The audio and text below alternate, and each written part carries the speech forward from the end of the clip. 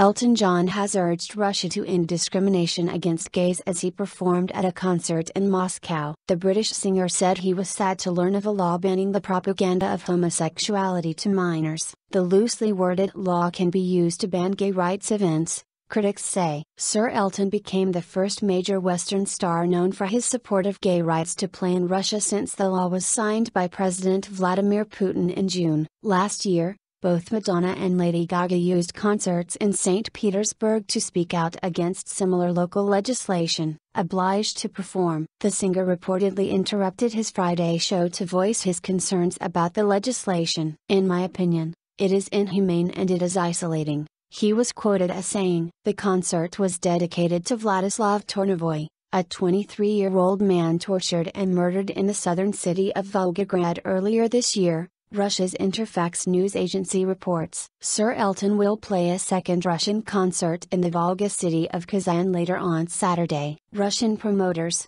Sav Entertainment, had earlier insisted the two concerts would go ahead as planned despite concerns over the country's crackdown on gay rights. Despite the groundless rumors spread by the internet and media that Elton John's concerts in Russia could be cancelled, the organizer assures you that Elton John's shows in Moscow and Kazan will go ahead as planned, they said. Elton John publicly said he was gay in 1988 and is in a civil partnership with David Furnish, with whom he has 2 children born to a surrogate mother. In September he told The Guardian that he felt an obligation to perform in Russia so that gay men and women living there did not feel like they were in an isolated situation. "As a gay man, I can't leave those people on their own without going over there and supporting them," he told the newspaper. "I don't know what's going to happen, but I've got to go." Gay athletes welcome. In Russia, groups such as the Union of Orthodox Brotherhoods and the Euro Parents Committee have publicly spoken out against Sir Elton performing in the country,